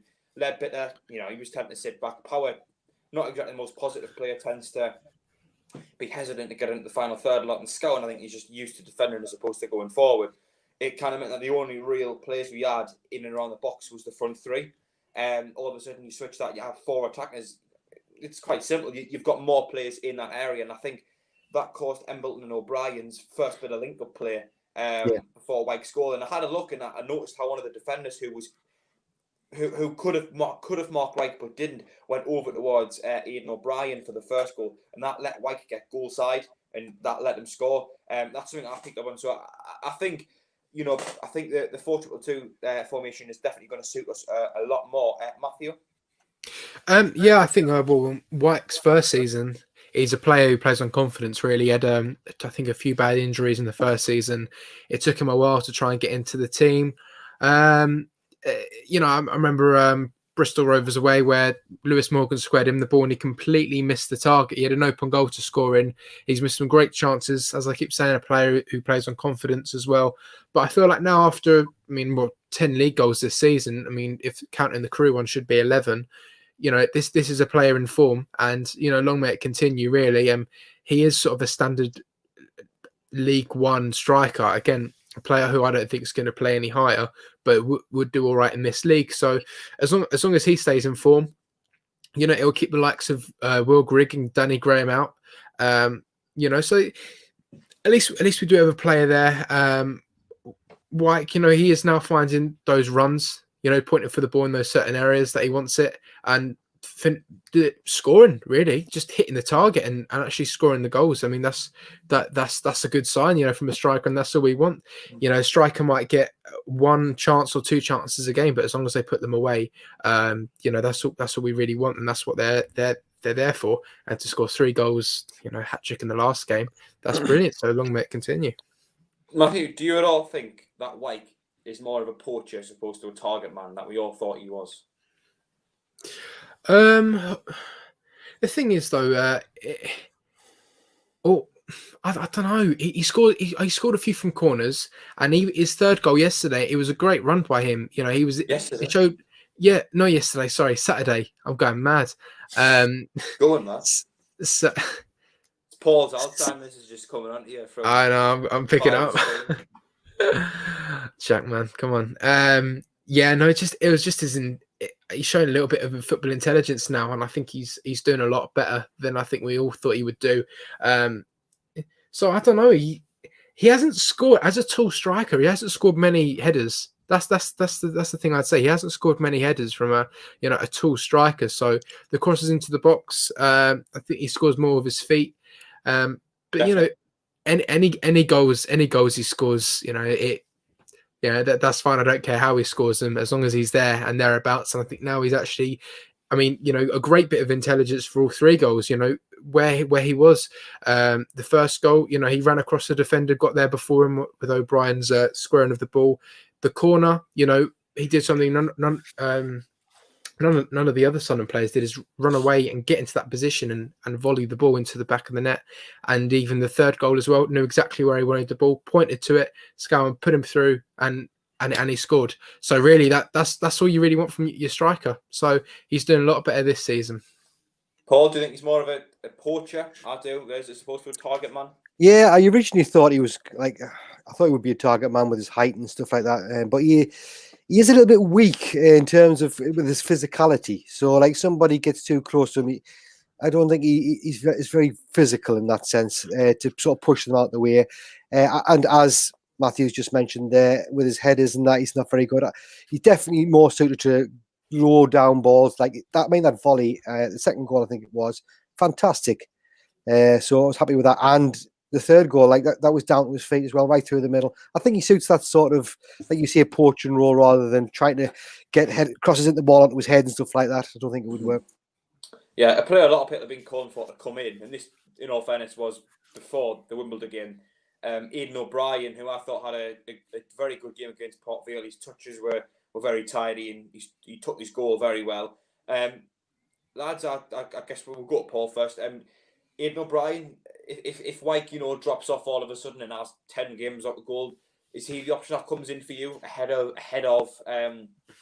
the up front as the main striker as opposed to Greg or Graham?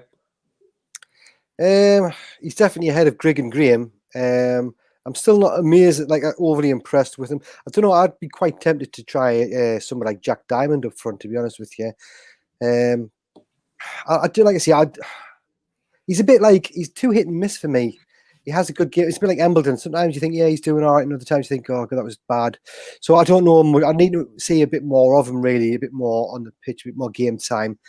I can't really answer that one properly, to be honest with you. Yeah, I guess I haven't seen enough of him, but nice to see him getting some game time tonight. I would imagine it'll be like McGeady on the left of the four, just behind, rather, with Diamond. I think Diamond's on the right, isn't he? And then O'Brien up top alongside White, which I think just gives us a lot of different dynamics to go. White's, although he's not a target man, I still think he's got a little bit size about him. McGeady's got his trickery. Diamond's just got his raw energy, and I think O'Brien's quite nice, just got a nice touch on the ball. So it gives us a few different dynamics, I think. Going forward, AJJ on the live chat says one touch Wyke. Colin Roberts' pitch could be a leveler tonight. Indeed, it could. If we are looking to play the ball along the floor, it could make things very difficult. Thean, remember the Bradford pitch back in 2014, the FA Cup under Poy? It was terrible. It was absolutely awful. Dan Humphrey says shows what happens when we don't take short corners. Yeah, it was fantastic. He took his goals so well. David Argos says Hull 1-up at half time. Didn't even know they were playing. Thean says, well, lads, I'm going to get ready for the game, providing it goes ahead. I'll catch you. Yes, catch you on Saturday. On Saturday, Thean will be replacing Paul, who, as we've already mentioned, has decided that work matters more to him than the channel and the live stream. I wish I could afford just to retire, mate. I would. I'd do it in a heartbeat, I tell you. You're not old enough to get your government pension yet, Paul, no? Yeah, I'm still about 6 months away, I think. So. 6 months? Aye. You're not sure you won 6 years ago you could have claimed it now. I'm actually 22. No, sorry, about 24 years away from retirement, mate. That's the state one as well. Have they just changed it, 67, I think it is, mate. I think it was originally 65, but now it's 67. I know you're trying to make us bite, mate, but from somebody that's hardly ever had a shave, it doesn't really affect us. Oh, he's biting back. One thing Thane mentioned on the live chat, I've just put it on there, says, come the end of the season, White will have 25 plus goals, and some fans will still say, nice, awful. Some people are still not giving him the credit. Yeah, I do think that. I think there's a lot of fans who've just got a barrier up and saying, you know, like to give him any credit where he does great things and still he doesn't get any credit at all for it. Lads, would you agree with that? Come on. Well, yeah, I don't think I think we're very quick to criticise Wyke over other players. You know, if 09 makes a mistake, we're not very quick to criticise him because everyone just loves 09. We're very quick to criticise Wyke and say he's this and that and whatever. So yeah, I do agree with that. But yeah, I don't think he deserves. He deserves a lot of it from his last 2 seasons. But say if we've just signed, imagine White never played for us the last 2 seasons. We just signed him now in the summer, and he scored 10 goals already in the league. We're thinking, got a good striker here on our hands. Yeah, Paul. I think strikers and defenders naturally get more stick anyway because they're the most important positions, and obviously midfield's important. But if you're a striker that's not striking, it's nothing more frustrating for fans to watch that. So they targeted straight away, and defenders that make stupid mistakes as well. That's equally as bad. But I do think, yeah, maybe we're a little bit. I don't know the right word, but maybe we need to lay off them a little bit. But I can see why people were giving him stick. He wasn't scoring the goals and he wasn't playing particularly well either. Now he started scoring goals and he's still not playing well, but at least he's doing what he's getting paid to do, and that is score goals. So yeah, they know the job. You know, they know what they've got to do. They understand that the fans are going to do it. You know what I mean? If you're a professional football, you've got to expect that sort of criticism when you're not playing very well. So he's a big boy. I'm sure he can cope with it. Yeah, Jordan on the chat. How are the lads? Yes, how are the lads? Dan Humphrey says, also, Pompey, you've signed Harvey White from Pompey, you've signed Harvey White from Pompey. He's a wow. I know. It says from he's a great and promising. We have, yeah. You're giving Thane a bit. Let's just hope. Let's just hope when we go back to fans are allowed back in stadiums, Stain doesn't turn up to the wrong home stadium. Yeah. He turns up and goes, Why is there houses here? You can imagine it, can't you? Yeah. I thought we were still playing again. Yeah. Man. Yeah, Dan's laughing on the chat as well. Colin Roberts, but of course, with him being about 20 minutes behind, that could be about anything. I think you might have sorted it out. Could be anything. Yeah, that could be anything, man. That law could have been the 20 minutes ago, lol. I'm not sure. Yeah. A little tip if anyone wants to go back to the start of a live stream. I missed the first kind of half an hour of the fan TV last year, and like if you just play it on 1.5 times speed, you don't even really notice it, but you catch up quicker. Jordan is saying, I don't think Wyke doesn't have much confidence when he starts. He has the job of trying to score, and when he doesn't, fans aim for him, so the confidence is going down and gets to him. One thing I think with Wyke, it's been puzzling me a little bit. Do you think that, I mean, so obviously this has been the only season really where he's had any decent goal record. Funnily enough, since he came to Sunderland, it's only one without fans in. Do you think that's why? Matthew, I'll go to you. Do you know what? I think you could be right there. It's probably benefited him a little bit.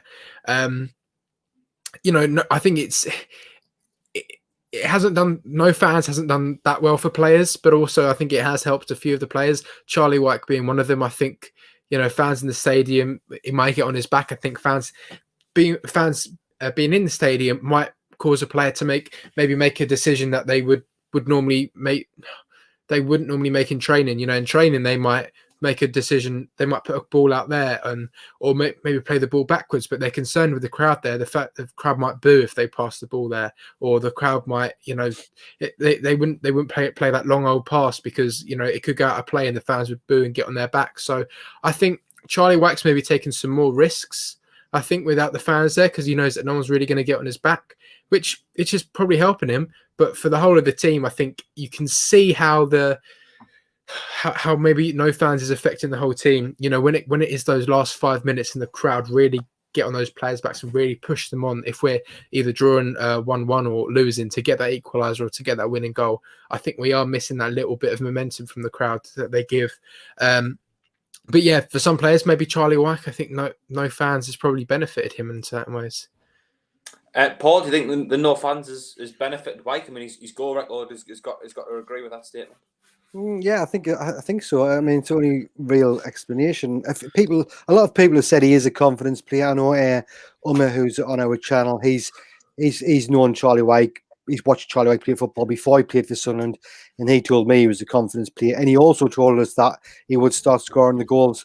So I don't know. Yeah, I don't see how being a professional footballer you should be able to cope with fans. You know, it's like me going and doing my job and saying, "Oh, I'm scared to touch this or touch that." I mean, you're getting paid a lot of money to do a job that you love to do. Surely it's not that scary. You're a big boy. Come on, go out there and do what you're paid to do.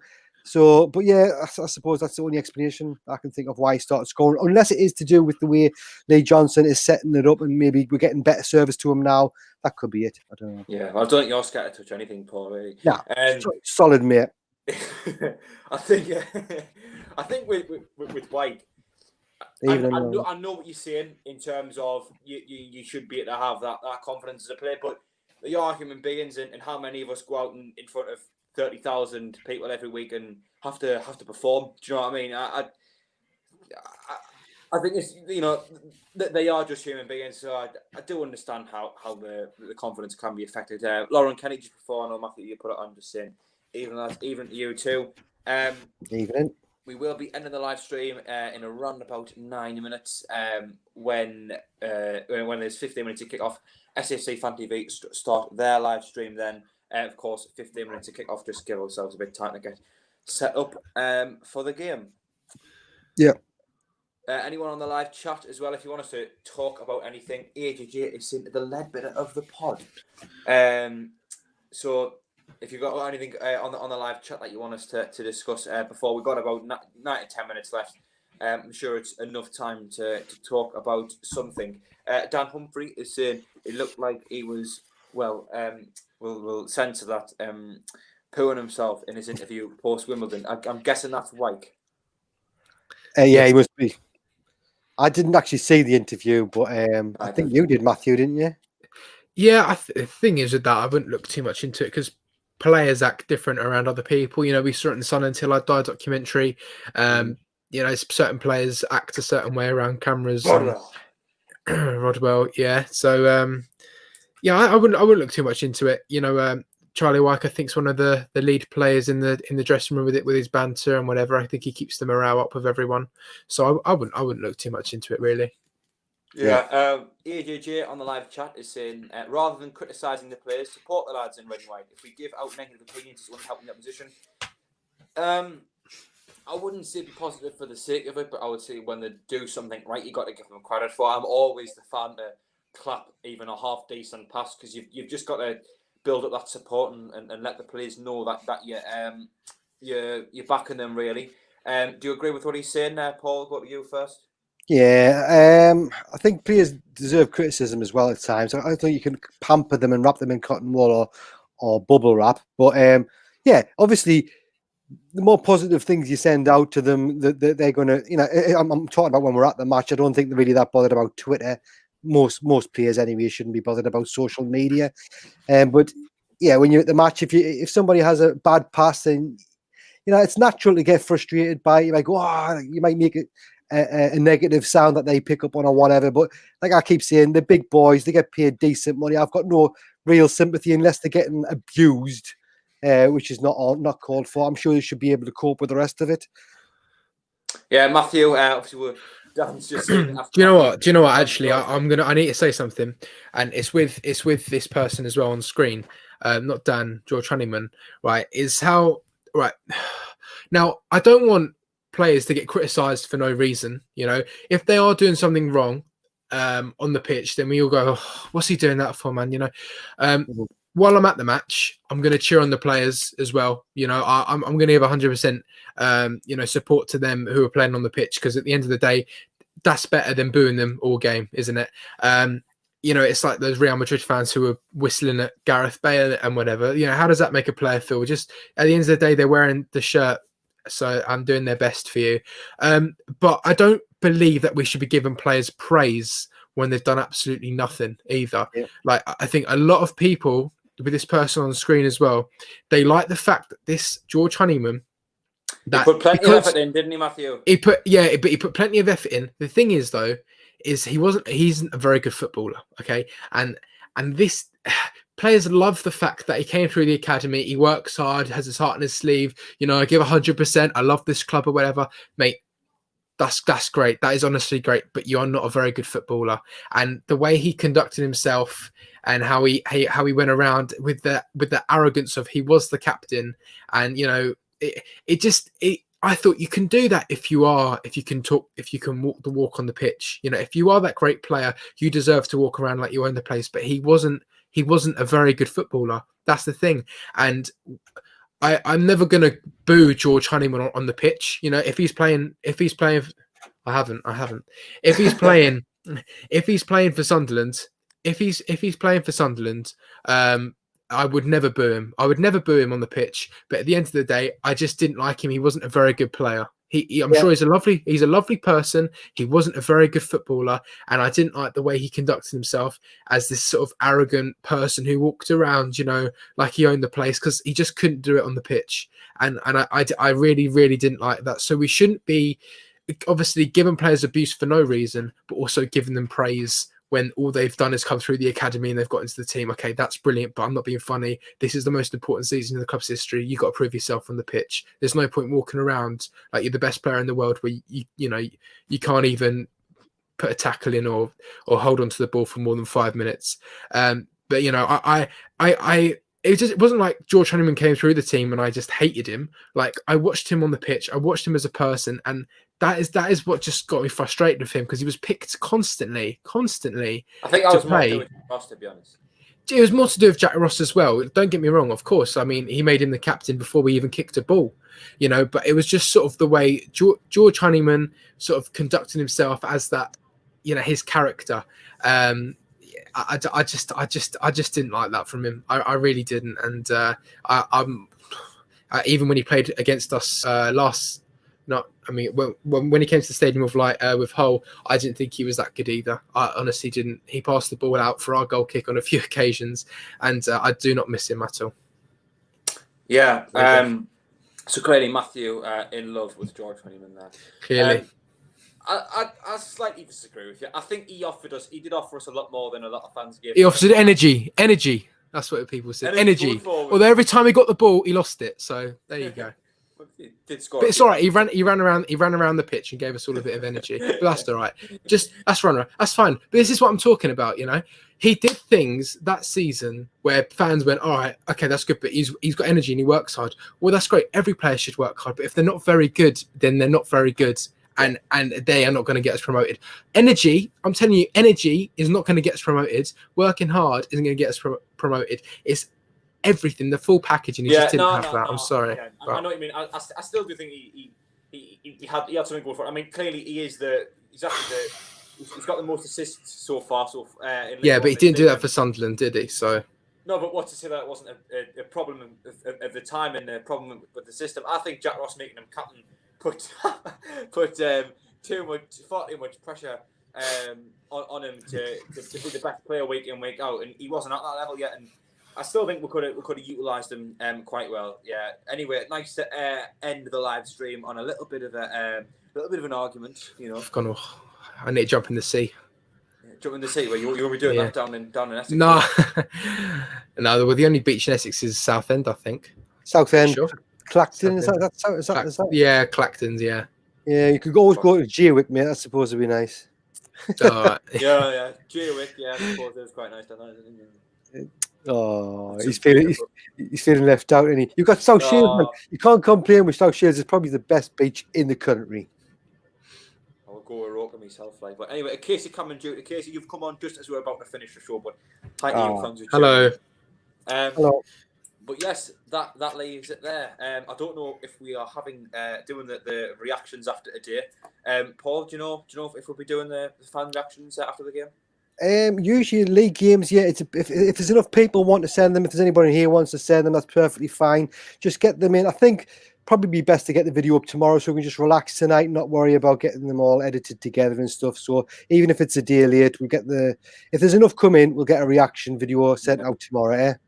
If I get them straight away, I'll put them together and see if I can put some up tonight. But chances are I'll be going tomorrow if I do get enough reactions in. Thank you to everyone for tuning in. Thank you to everyone on the live chat as well, giving us things to talk about, keeping our minds stimulated as well. We'll be back on Saturday. Thane will be in Paul's place, as we have mentioned. Paul has decided work is far more important than his time on the channel. But me and Matthew will be here as always with another quiz as well.